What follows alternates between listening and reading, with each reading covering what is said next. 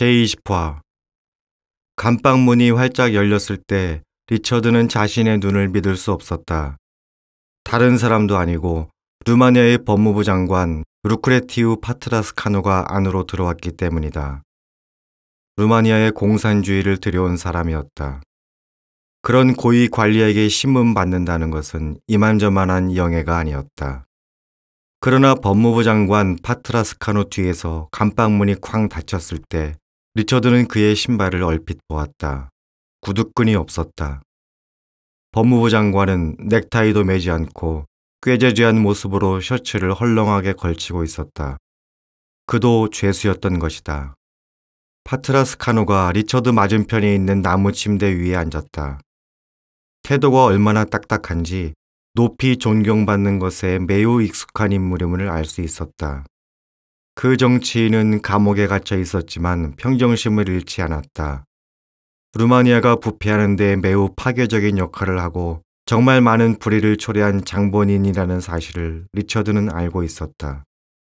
그러나 함께 이야기를 나누면서 그의 진실성을 보았고 인간 대 인간으로 대화할 수 있는 상대라고 믿게 되었다. 파트라스카노는 이전 지도자들에게 몇 차례 체포된 적이 있었다. 그의 인기가 높아지는 것을 시기한 정치적 적수들이 루마니아에서 그의 존재를 없애버리기 위해 음모를 꾸몄던 것이다. 그런데 며칠 전 내무부 장관 테오하리 게오르게스코가 파트라스카노를 부르주아 반역자로 보는 데 성공했다. 제국주의 세력을 도왔다는 비난이 파트라스카노에게 쏟아졌고 재무부 장관 바실 루카가 이를 지지했다. 파트라스카노는 죄수들과 반혁명주의자들이 고문당하고 있다는 보고에 심기가 불편했다. 이러한 풍문에 관하여 꼬치꼬치 캐물었을 때 그는 충성스러운 공산주의자로서 누리고 있던 훌륭한 지위를 박탈당했다.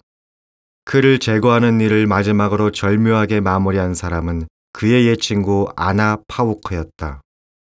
청사를 나오니까 새 운전사가 자동차 앞에서 기다리고 있었어요. 나를 보더니 파트라스카노 동지의 운전기사 이오네스쿠는 병들었습니다. 라고 하더군요. 파트라스카노가 리처드에게 말했다. 리처드는 앞으로 몸을 숙여 귀를 기울였다. 일단 자동차에 탔죠. 그랬더니 비밀경찰 2명이 뒤따라 타더군요. 그 길로 여기로 오게 된 겁니다.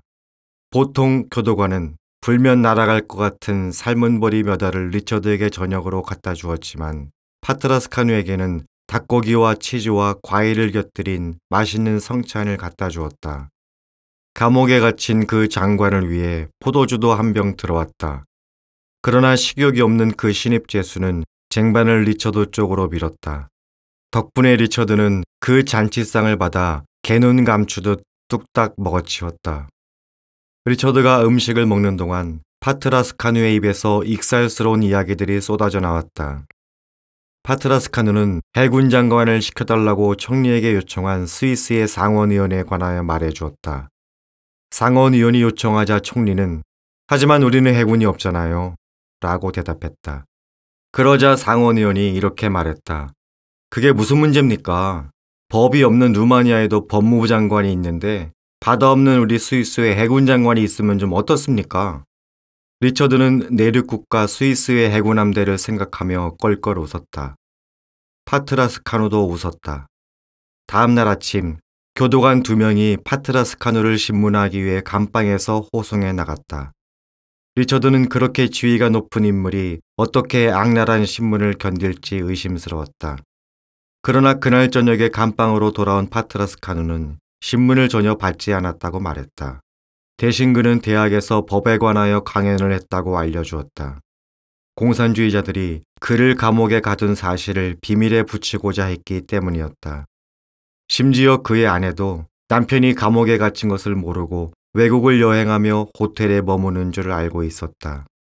파트라스 카누는 리처드가 처형되거나 무기한으로 철창 뒤에 갇혀 있을 거라고 믿었기 때문에 자신의 비밀을 죄다 털어놓았다.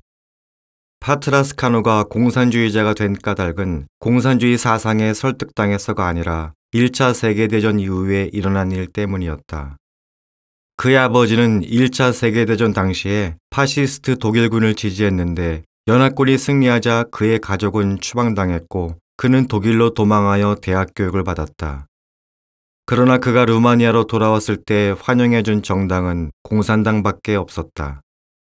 심지어 그는 공산주의자 여성과 결혼했다. 학창시절에 사비나와 친구로 지내던 여성이었다. 당신은 마르크스나 레닌 같아요. 파트라스 카누가 방심한 틈을 타서 리처드가 허를 찔렀다. 마르크스는 자신 안에 천재성이 있다는 것을 느꼈어요. 리처드가 계속 말했다. 하지만 그는 독일의 반유대주의가 만연했을 때 혁명가가 되어 자신의 천재성을 발산했어요. 그는 독일에 사는 한 유대인으로서 그 방법 말고는 자신의 천재성을 표출할 다른 수단을 찾지 못했습니다. 레닌도 자신의 형이 황제의 목숨을 노리다가 교수형을 당한 뒤에 분노와 좌절에 사로잡혀 결국 세상을 뒤엎어 버리려는 욕구를 품었죠. 당신도 그 두 사람 경우와 매우 비슷해요. 파트라스 카누는 동의하지 않았다. 그러나 리처드는 자신의 말이 파트라스 카누의 신경을 건드렸다는 사실을 알 수 있었다. 두 사람은 정의, 고통, 교회의 역할에 관하여 계속 이야기를 나누었다. 파트라스 카누는 보르지아 가문 교황들의 부패와 악습, 스페인 종교회의, 십자군의 악행, 갈릴레오에 대한 부당한 박해를 비난하며 열을 올렸다. 파트라스 카누가 장황하게 비난하자 리처드가 말을 끊고 껴들었다. 그렇지만 교회가 저지르는 죄와 잘못들 때문에 우리는 교회에 대해 더 감탄하게 됩니다. 파트라스 카누가 물었다. 무슨 뜻이죠? 병원에 가면 고름과 피냄새가 코를 찌릅니다. 바로 거기에 병원의 아름다움이 있어요. 왜냐하면 구역질나게 문드러진 상처와 끔찍한 병에 걸린 환자들을 병원에서 받아주기 때문이죠. 교회는 그리스도 그분의 병원입니다. 수많은 환자가 거기에서 사랑으로 치료받죠. 교회는 죄인들을 받아들입니다. 하지만 그들은 계속 죄를 짓고 그래서 그 죄 때문에 교회는 비난을 받습니다. 리처드가 계속 설명했다. 다른 한편으로 저는 교회가 어머니와도 같다고 생각합니다. 자식들이 죄를 지어도 변함없이 곁을 지켜주는 어머니 말이죠. 교회를 섬기는 종들이 모략을 쓰고 편견을 품는 이유는 하나님이 주신 선물을 일그러뜨렸기 때문입니다. 성경과 성경의 가르침, 예배와 세례와 성만찬을 왜곡했기 때문이죠. 교회는 어떤 결점이 있든지 아름다운 부분들이 많습니다. 바다는 해마다 수많은 사람의 목숨을 앗아가요. 그렇지만 바다가 아름답다는데 이의를 제기하는 사람은 아무도 없죠. 파트라스 카누가 잠시 생각하더니 말했다. 그렇다면 나도 공산주의에 대해 똑같이 주장할 수 있습니다. 공산주의를 따르는 사람들도 완벽하지 않아요. 그들 중에는 나쁜 인간들도 있어요. 그렇지만 그것이 우리 이론에 오류가 있다는 뜻은 아니죠. 그러자 리처드가 대답했다. 그렇다면 결과로 판단해 봅시다. 교회의 역사는 안타까운 일들로 얼룩져 있습니다. 하지만 교회는 전 세계 모든 사람들에게 사랑과 관심을 아낌없이 쏟았어요.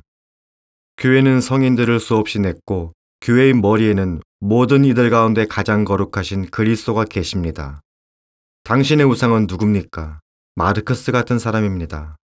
모스크바에 있는 마르크스 엥겔스 연구소 소장으로 그의 전기를 쓴 리아자노프는 그를 술주정뱅이라고 묘사했어요.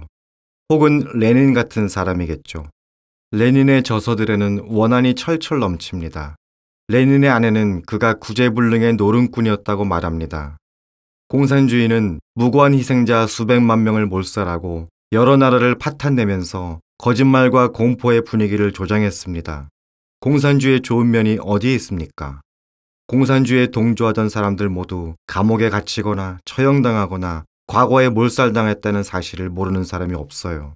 그렇게 사람들을 이용해 먹고 내팽개치는 짓을 계속하기를 바라다니 어떻게 그럴 수가 있습니까? 그러자 바트라스 카누가 응수했다. 어리석어서 그런 짓들을 하는 겁니다. 1차 세계대전이 끝나고 10년이 지난 뒤 위대한 볼시비키 사상가 부하리는 무력으로 세계혁명을 일으키려는 트로츠키의 계획에 반대했습니다. 부하리는 자본주의 국가들이 자기들끼리 싸우기 시작할 때까지 기다리는 것이 바람직하다고 주장했죠. 마침내 러시아는 승자 쪽과 연합할 수 있었고 정복한 국가들을 알짜배기 몫으로 차지할 수 있었어요. 만약 2차 세계대전의 결과로 유럽의 절반과 아시아 3분의 2가 공산주의 국가가 되리라는 사실을 서방 세계가 알았다면 2차 세계대전은 절대 일어나지 않았을 겁니다. 리처드는 설득당하지 않았다. 파트라스 카누 씨, 잘 아시잖아요. 당신이 사람들을 이용해 먹고 내쳤듯이 당신의 동지들도 당신을 이용해 먹고 버리지 않았어요? 레닌주의의 사악한 논리를 모른 척하기로 작정하신 겁니까? 파트라스 카누는 씁쓸한 느낌을 감추지 못했다. 프랑스 혁명 당시에 단톤이 단두대로 내몰렸을 때 평생의 우정을 다짐했던 친구 로베스 피에로가 발코니에서 구경했어요. 구경하는 친구를 보고 단톤이 "너도 내 뒤를 따르게 될 거야! 라고 외쳤어요. 리처드는 파트라스 카누의 눈에서 복수의 불이 이글거리는 것을 간파했다. 파트라스 카누가 계속 말했다. 장담하는데 그들도 내 뒤를 따르게 될 겁니다. 아나 파우커, 게오르게스쿠, 루카도 말이죠. 그로부터 5년도 지나지 않아 파트라스 카누의 예상이 적중했다.